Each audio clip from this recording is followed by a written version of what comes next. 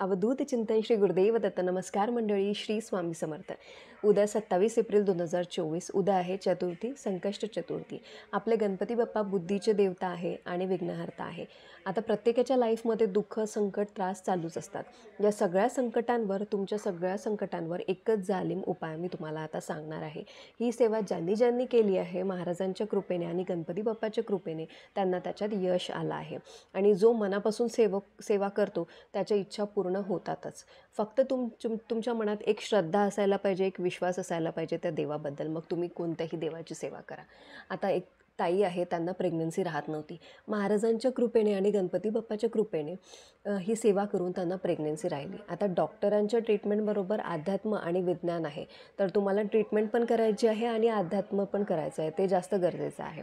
परत मी तुम्हाला दुसरा अनुभव सांगते. एक ताई आहे, त्या 10 वर्षापासून परमनंट नव्हत्या. महाराजांच्या आणि गणपतीच्या कृपेने ही सेवा करून त्यांना परमनंटची ऑर्डर आली.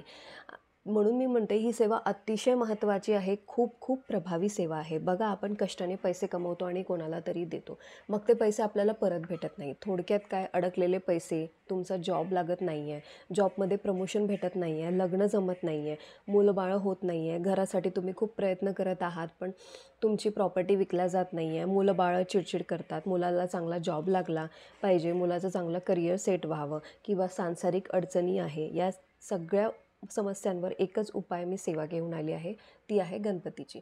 तर उद्यापासून तुम्हाला ही सेवा करायची आहे. आता तुम्हाला मासिक धर्म सुतक वगैरे असेल तर तुम्ही येणाऱ्या बुधवारपासून पण ही सेवा करू शकता. पण मी सांगेल की जास्त करून ही सेवा तुम्ही चतुर्थीला सुरू करायला हवी. तर आता सेवेला सुरुवात करायच्या आधी काय करायचं असतं, असं एकही गाव नाही आहे जिथे गणपती बाप्पाचं मंदिर नाही आहे. प्रत्येक छोट्या मोठ्या गावात गणपती बाप्पाचं मंदिर असतंच. तर उद्या तुम्हाला सकाळी अंघोळ वगैरे करून गणपती बाप्पाच्या मंदिरात जायचं आहे आणि सकाळीच जायचं आहे. आता बाप्पाच्या मंदिरात जाताना काय काय घेऊन जायचं आहे ते मी तुम्हाला सांगते. तर तुम्हाला एक नारळ न्यायचा आहे, 2 विड्याची पाने, त्यावर एक नाणं, त्यावर सुपारी म्हणजे विडा न्यायचा आहे. नंतर एक फळ न्यायचं आहे, ते म्हणजे डाळिंब. सगळीकडे मिळते, डाळिंबच न्यायचं आहे. दुसरं बाकी काही विचारू नका. ॲपल, केळी वगैरे चालणार का? नाही, तर फक्त डाळिंबच चालणार. आणि 21 दुर्वाचं बंच न्यायचं आहे. नंतर कोणत्याही लाल रंगाचे फूल. गणपती बाप्पाला तसं जास्वंद जास्त प्रिय आहे. जास्वंद जर नसेल तुमच्याकडे तर तुम्ही लाल गुलाबही चालेल, नेऊ शकता. पण गुलाबाचे काटे काढून घ्यायचे आहे, फक्त फुलच व्हायचं आहे. त्याचबरोबर खोबरा वाटी म्हणजे अर्धं खोबरं, थोडासा गूळ, हे सगळं घेऊन तुम्हाला उद्या गणपती बाप्पाच्या मंदिरात जायचं आहे.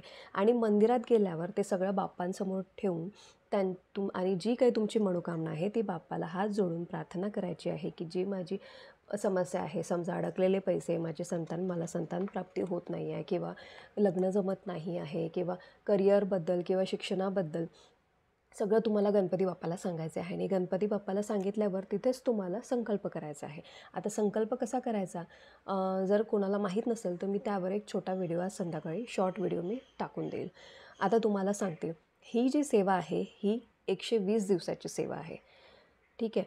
तर गणपती बाप्पाला प्रार्थना करायची आहे तुम्हाला तिथे गणपती मंदिरात. हे गणपती राया, मी 120 दिवसाची सेवा करते आहे. माझी जी काही समस्या आहे, समजा अडकलेले पैसे किंवा जी काही संतान प्राप्ती किंवा शिक्षणासाठी जी काही समस्या आहे ते संकटमुक्त होऊ दे आणि माझी मनोकामना पूर्ण होऊ दे, अशी तुम्हाला प्रार्थना करायची आहे. आणि मग तुम्हाला एक मंत्र म्हणायचा आहे. तो मंत्र आहे, मंगलमूर्ते विघ्नहरा दुरितनाशना कृपा करा. परत सांगते, मंगलमूर्ते विघ्नहरा दुरितनाशना कृपा करा. ठीक आहे. मंगलमूर्ती नाही, मंगलमूर्ते. सो मंगलमूर्ते विघ्नहरा दुरितनाशना कृपा करा. वाटलंच तर मी डिस्क्रिप्शन बॉक्स किंवा कमेंट बॉक्समध्ये मंत्र देऊन देणार. हा जो मंत्र आहे हा मंत्र रोज 121 वेळा दररोज 120 दिवस म्हणायचा आहे. हा मंत्र तुम्हाला 121 वेळा रोज म्हणायचा आहे आणि तो पण 120 दिवस म्हणजे जवळपास 3 महिने. 121 वेळा रोज म्हणायचं आहे म्हणजे जवळपास 3 महिने. मग तुम्ही आता हाताने काउंट करा किंवा माळेने काउंट करा, तुम्हाला जसं शक्य असेल तसं तुम्ही काउंट करू शकता. आता ही 120 दिवसाची सेवा करायची आहे. विटाळ मासिक धर्म जर आलं तर 5 दिवस ती सेवा नाही करायची, मग तुम्ही 6व्या किंवा 7व्या दिवसापासून ही सेवा कंटिन्यू करू शकता. अशक्य गोष्टी ज्या आहेत या सेवेने पूर्ण झाल्या आहे. खूप खूप प्रभावी सेवा आहे. सगळ्यांना मी हात जोडून विनंती करते, जर तुमच्या आयुष्यात दुःख, संकट, अडचणी असतील तर घाबरून जाऊ नका. या सेवेला आज उद्यापासूनच सुरुवात करा. नक्कीच तुमच्या इच्छा पूर्ण होतील. या सेवेने सगळ्यांच्या इच्छा पूर्ण झालेल्या आहेत आणि जो कोणी दुःखात, त्रासात असेल त्याला हा व्हिडिओ, ही सेवा शेअर करा. आणि जर व्हिडिओ मोठा झाला असेल तर माफ करा. आवडला असेल तर लाईक करा, शेअर करा, सबस्क्राईब करा. पुन्हा भेटूया एका नवीन व्हिडिओसोबत. श्री स्वामी समर्थ.